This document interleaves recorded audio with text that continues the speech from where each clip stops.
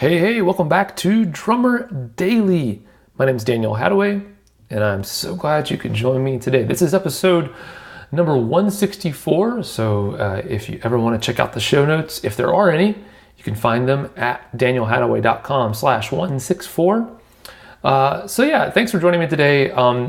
So last week I heard someone talking. I listen to a lot of podcasts, not all to do with drumming or music or anything, but I heard someone talking, and I think I've maybe talked about this before, but the podcast I was listening to, the host, he mentioned back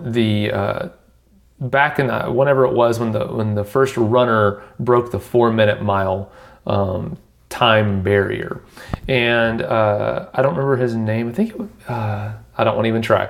I think I know who his name is. Anyway, back before he did this, before the guy, I think it's Bannister, is that his name? Something Bannister, the guy who did that first. Anyway, before he went for it and tried to break that sub 4-minute time running a mile,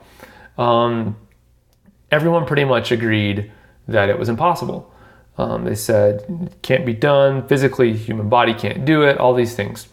And he would not accept that and decided to just go for it anyway and kept working at it. And eventually, of course, he did break that 4-minute mile time period. And that in itself is amazing, right? And of course, I want you to relate all this back to your own pursuit of drumming. Whether it's just drumming and you just want to be a better drummer, or you want to get better at doing a certain thing in your playing, or whether it might be becoming a professional drummer. Whatever it is, I want you to be able to identify your own 4-minute mile and think about that in what is the thing that maybe other people might think is impossible, or maybe it's something that you think just for yourself might be really hard to do, or is something that's almost kind of like a ceiling on where you're at and you'd like to break through that. And so think about that as I go on with this story. So like I mentioned, this guy breaking the 4-minute mile time barrier in itself was quite amazing, right? It's something that everyone thought was impossible, and he was the guy who, even though everyone thought it was impossible, he was the one who stuck with it and kept working at it until he actually was able to do it. So, like I said, that's impressive just by itself. But I think for me, what is more inspiring and more incredible about what happened with this whole situation with him breaking that 4-minute mile. And it's been, years and years. It's not quite been 100 years, I don't think. I think for some reason I feel like it happened still in the 1900s. Anyway, to me, what's more incredible is what has happened since that time. And that is that there have been, I believe, probably thousands of people who have who've run a mile in under 4 minutes since this first guy did it. And I think for me, it's incredible to me that it was just accepted without thought, or maybe with thought, but it was just accepted prior to this guy breaking that 4-minute mile. Everyone just accepted that it wasn't possible and it wasn't even worth trying.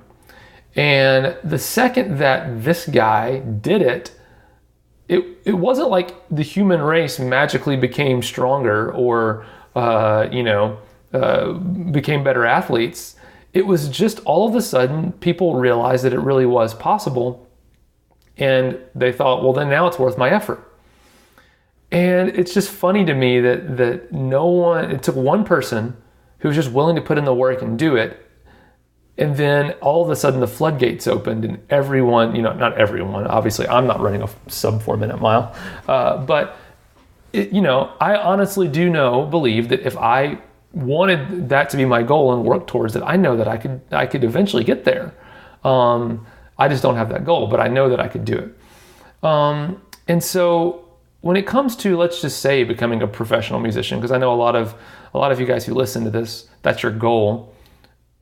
I just want you to think about if becoming a pro musician is your goal, maybe that's your 4-minute mile. And I just want you to think about what if hundreds or thousands of other people were already doing it, just like a 4-minute mile?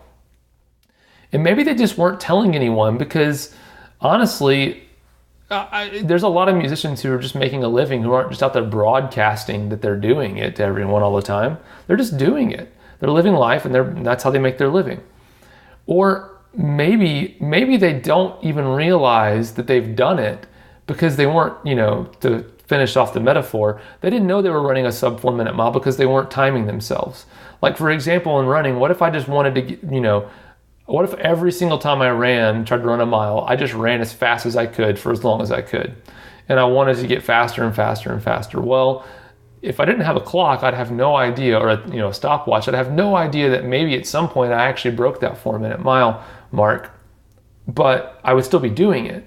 In the same way, maybe there are musicians out there, I'm not saying maybe, I'm saying there definitely are, but I want you to consider that maybe there are musicians out there who are doing this, but they're just not really measuring themselves and figuring out, hey, I did this or I didn't do this. They just are doing it. And so I want you to realize that there are thousands of people, more than just what you see on social media, who are making a living as a professional musician or are doing incredible things that they thought were impossible previously with their playing, even if your goal is not to become a professional drummer. But they're doing these amazing things, and it's their own 4 minute mile, and they just weren't willing to accept that it wasn't possible. And so in your own drumming, I want you to look at things like that. What are things that you just kind of accept are impossible? And how can you still work towards pushing beyond that and actually making it happen? Because I believe you can. And some of that has to do with your playing. Some of that has to do with other parts of becoming a professional musician. But I want to encourage you to keep listening this week, because I want to go down that path a little further, and I'm going to kind of dig deeper into a few different pieces of that puzzle, especially from being a professional drummer standpoint. But I've got some episodes planned this week that I think you're going to like. One involves playing, and one involves more kind of a mental approach to playing, not so much the physical playing. But anyway, stick with me. Thanks for joining me today, though, on Drummer Daily, and we will be back again real soon. Bye for now.